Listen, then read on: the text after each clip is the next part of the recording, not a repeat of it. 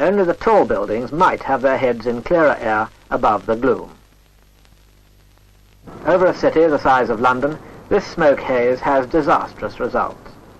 And an example is the Royal Observatory at Greenwich, where the meridian of longitude 0 was placed by British astronomers long ago, for children to walk on today.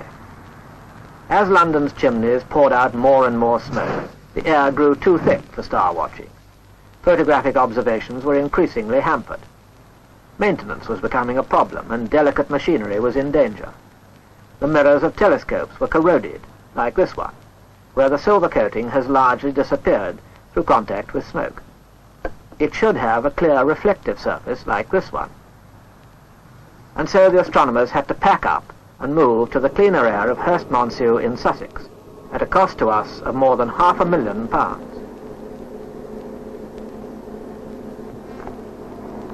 Have you ever thought what smoke really looks like? Well, here's some swirling about in a laboratory. In order to see what it is in smoke that makes us choke and cough when it grows thick, it's possible to collect some for looking at through an optical microscope, or through an electron microscope, which gives us a very much enlarged picture.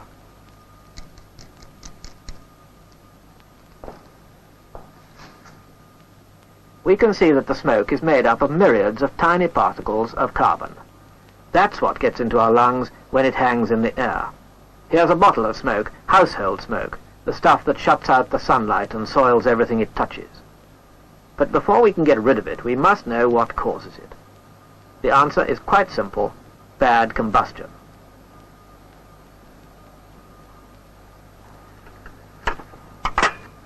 Here, for instance, is a paraffin burner.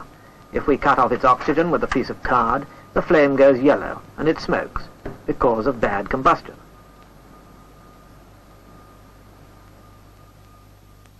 With coal, however, there's a second problem. It won't burn unless it's hot enough.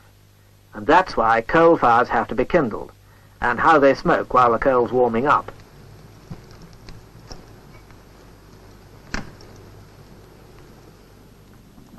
When the coal is really hot, the smoke is less, and for a brief spell it may be almost smoke-free. But it doesn't last. More coal has to be put on the fire, down goes the temperature, and back comes the smoke. The tragic fact is that this smoke, which goes to waste up our chimneys and soils everything it touches, is really one of the most valuable parts of coal.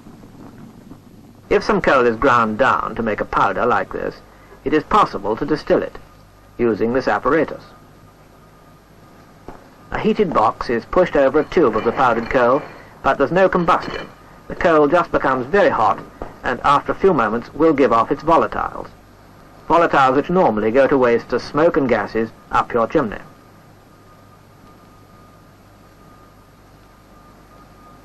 Here they come, gases first, a bubble at a time. And here are the oils, all of them much too valuable to waste as smoke. For this coal is a chemical, packed as tightly with treasure as in Aladdin's cave. Chemists can make so much from what we've so long wasted up our chimneys as smoke. They can make things as varied as soaps and disinfectant, scent and nylons, ammonia, and 101 other things.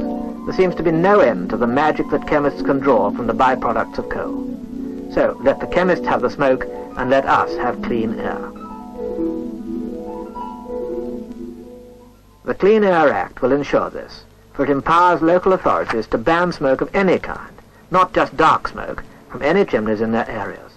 One of these days you may find your home in a smoke control area. And what will this mean for you? Well, it won't happen overnight. You'll be given fair warning. And you will, if necessary, be visited by a council official who will give you all the help and advice you need. One certain fact is that you'll have to say goodbye to burning any untreated coal, for there's no known way of doing so in an open grate without making smoke. Good morning, I'm from the Public Health. The official can advise you about what fuels you can use and the type of fittings you'll need. The new equipment will cost a little money, but the local authority will make a grant of 14 shillings in the pound to help you. And in special cases, old age pensioners for instance, the whole bill may be paid. If you want to keep your open fire, it's possible by changing from coal to one of the smokeless fuels, and to the type of grate especially designed for it. This is one. which has a back boiler too. It has 5/8-inch spaced bars and a controlled draft, both at the box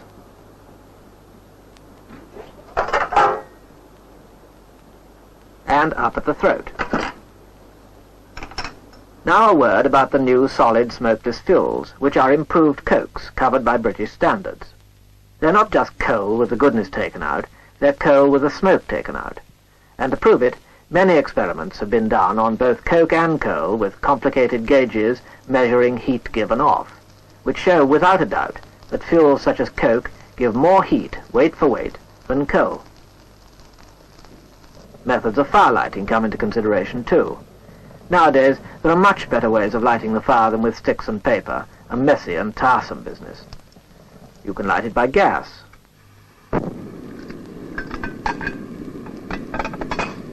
or perhaps an electric fire lighter. Both are quick and convenient. These same fire lighting methods apply also to enclosed stoves burning smokeless fuels.